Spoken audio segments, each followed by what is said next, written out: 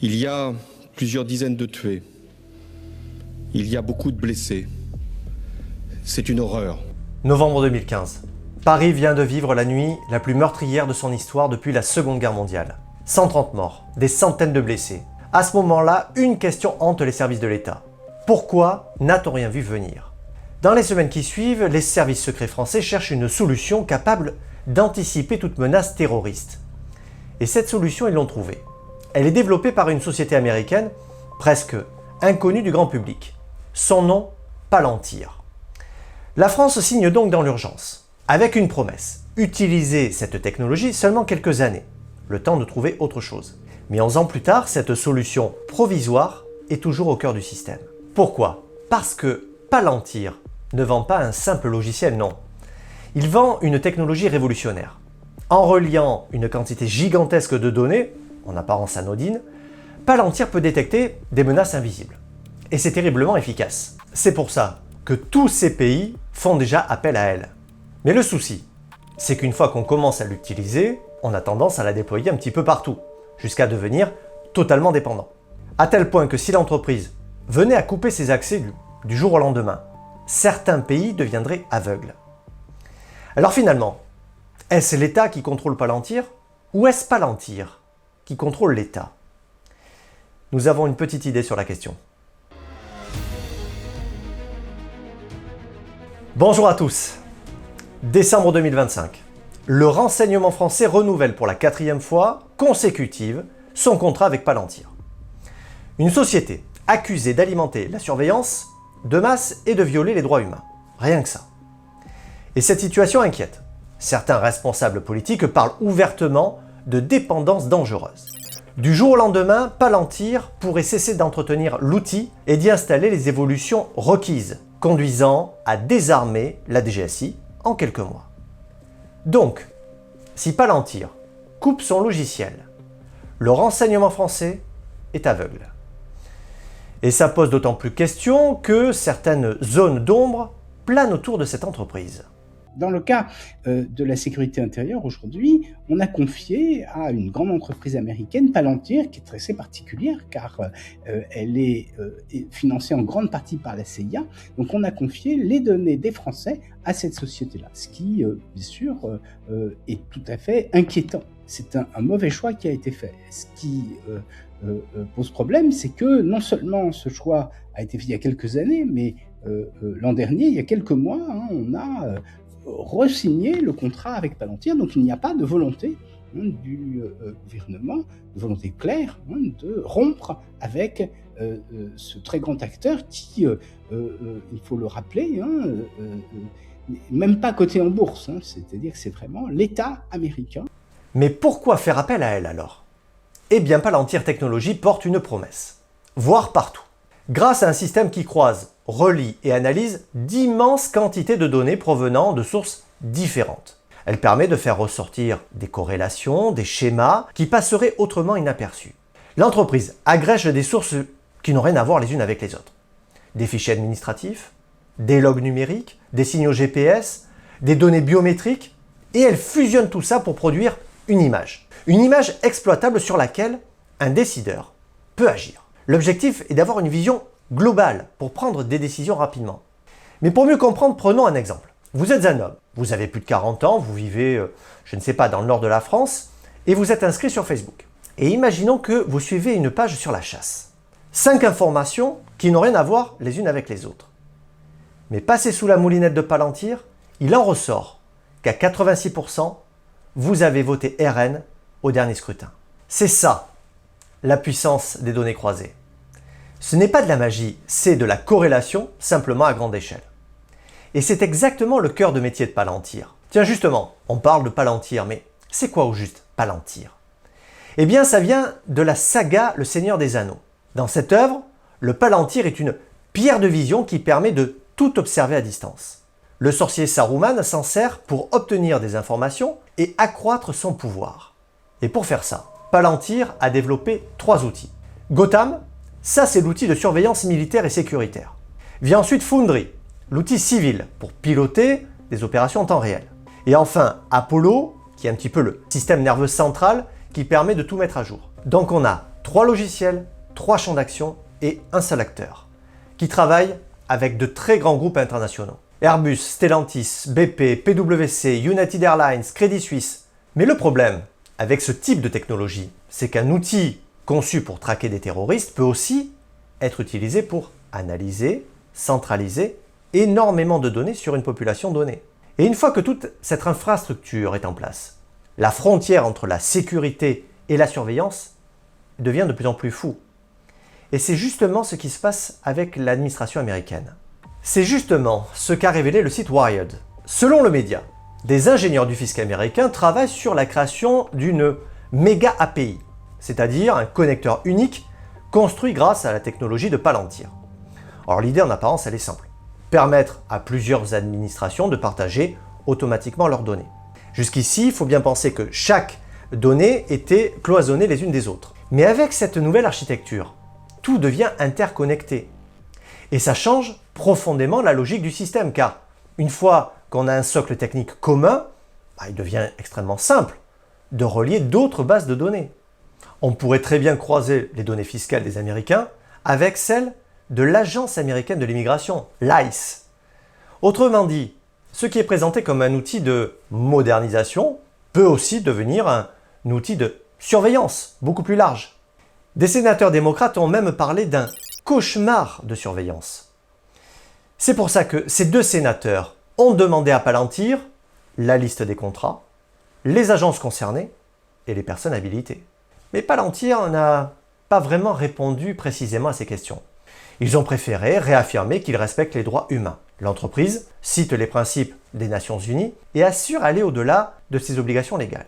Mais pour savoir si c'est vraiment le cas, l'Electronic Frontier Foundation a demandé dans une lettre à Palantir si elle avait utilisé tous les moyens à sa disposition pour éviter tout préjudice potentiel. En effet, quand l'ICE est accusé de raid massif ou d'arrestation arbitraire, est-ce que Palantir a seulement envisagé de couper certains contrats? Plutôt que de répondre à cette question, Palantir a une nouvelle fois botté en touche. Elle a reconnu les contrats, mais a renvoyé cette responsabilité vers le gouvernement américain. Et cette posture, elle peut la tenir, pourquoi? Parce qu'elle est en position de force. Sans elle, elle sait très bien que tous les secteurs stratégiques américains pourraient être mis hors service d'un claquement de doigts. Et elle a réussi ce tour de force grâce à une stratégie redoutable, très bien documentée. D'abord, profiter du chaos. 11 septembre 2001, attentat de Paris 2015, Covid en 2020. À chaque fois, c'est le même schéma. On profite d'une crise majeure. Pourquoi? Parce que l'entreprise sait que les gouvernements sont sous pression et qu'ils sont obligés d'agir vite. Et que fait Palantir? Il arrive avec une solution prête à l'emploi. Mais ces crises ne sont, je vais dire, que les portes d'entrée. La vraie stratégie, elle vient après, c'est-à-dire l'infiltration et le verrouillage. On entre d'abord par la petite porte, en proposant ces services à un coût dérisoire, vous allez voir, voire symbolique. Prenons l'exemple du Royaume-Uni avec le Covid. Le premier contrat que Palantir a signé avec les Anglais était pour 1 livre sterling. Mais après, tout s'est enchaîné. 2023, le contrat a été renouvelé et élargi. 2024, on l'étend à la police. 2025, à l'armée. Et 2026, aux régulateurs financiers. En 6 ans, c'est toute l'infrastructure de l'Angleterre qui est liée au système Palantir. Cette stratégie est écrite noir sur blanc dans un document boursier. Ici, ils expliquent qu'ils fournissent leur plateforme à des clients potentiels gratuitement ou à faible coût dans un premier temps. Puis ensuite, ils s'étendent au sein des organisations en se déployant dans plusieurs secteurs. Ils appellent ça la logique du land and expand, c'est-à-dire s'implanter puis étendre. Mais pour pénétrer un système, encore faut-il le connaître de l'intérieur. Et c'est là qu'entre en jeu une deuxième technique, beaucoup plus discrète, nommée les portes tournantes, qui existent entre le monde politique et celui des lobbies. Vous allez voir, le principe est simple. Recruter d'anciens hauts fonctionnaires qui connaissent intimement l'administration visée. On va utiliser leurs connaissances pour décoder les rouages internes et pénétrer plus facilement.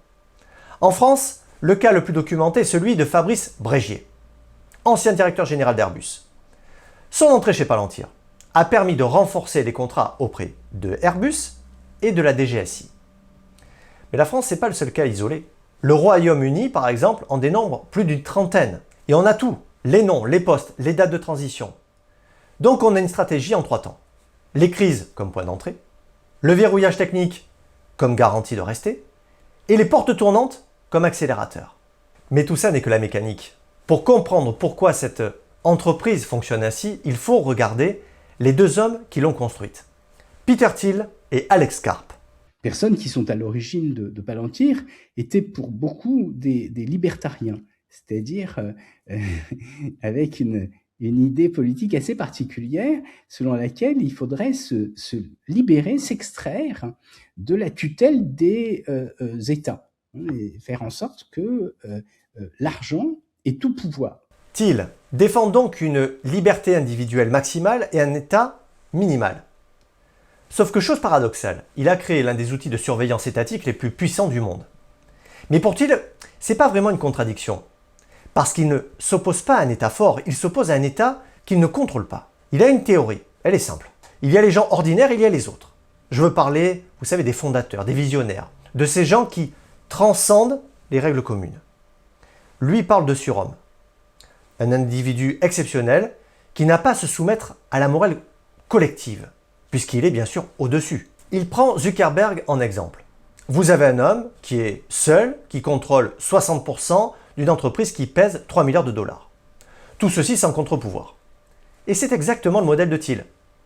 Et c'est pour ça qu'il le finance. Et c'est exactement le modèle du Parti communiste chinois, qui fonctionne sur le même principe. Un pouvoir concentré, sans débat démocratique. La différence, en Chine, ce sont des bureaucrates du parti, ici ce sont les grands hommes de la Silicon Valley. Alex Karp, lui, assume quelque chose de beaucoup plus frontal. Dans son livre « La République technologique », il va plus loin. La Silicon Valley a une dette morale envers l'État américain. Et Palantir est là pour la rembourser. Mais dans sa vision, ce n'est pas l'État qui décide. C'est Palantir qui devient l'État. Il a tout consigné dans un manifeste de 22 points. Et le 4e point a attiré notre attention. La capacité des sociétés libres et démocratiques à triompher exige bien plus qu'un simple appel à la morale. Elle requiert une force coercitive. Et cette force coercitive au XXIe siècle reposera sur des outils numériques. C'est pour ça que le slogan interne de l'entreprise est « Le logiciel est une arme ».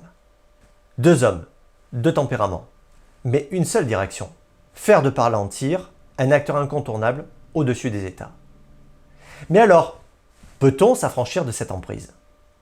La réponse est oui, mais avec du courage politique et en mettant la main à la poche. C'est justement ce que vient de faire l'Allemagne. Elle a opté pour une solution alternative. Argonos, développé par Chabvision, une société française. Eh oui, j'ai bien dit française. Bon, même si ce n'est pas de l'envergure de Palantir, cette entreprise est tout aussi capable de croiser des données internes, externes et d'aller fouiner sur le darknet. Et le gros avantage, c'est que tout ceci est hébergé de manière souveraine, dans un environnement isolé, sans que les États-Unis aient un accès. Bon alors, que retenir de tout ça? Eh bien au départ, Palantir était censé servir les États. Mais au final, c'est plutôt l'inverse. On ne peut s'empêcher de penser à ce qui se passe dans le Seigneur des Anneaux.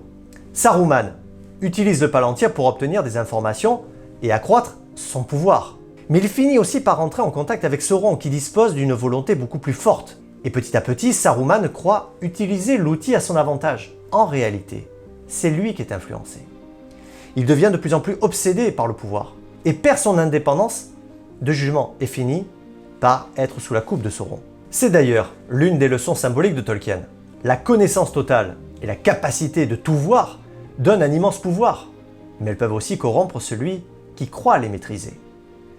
Pour Palantir, on a une entreprise privée, dirigée par deux hommes que personne n'a élus, et qui exercent aujourd'hui, objectivement, une influence structurelle sur les décisions des démocraties les plus puissantes du monde.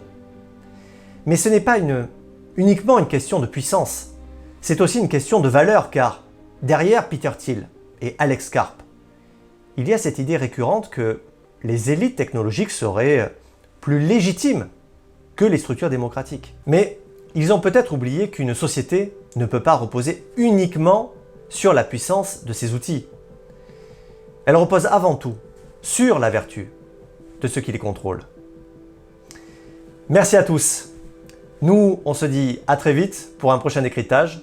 En attendant, prenez soin de vous et restez libres.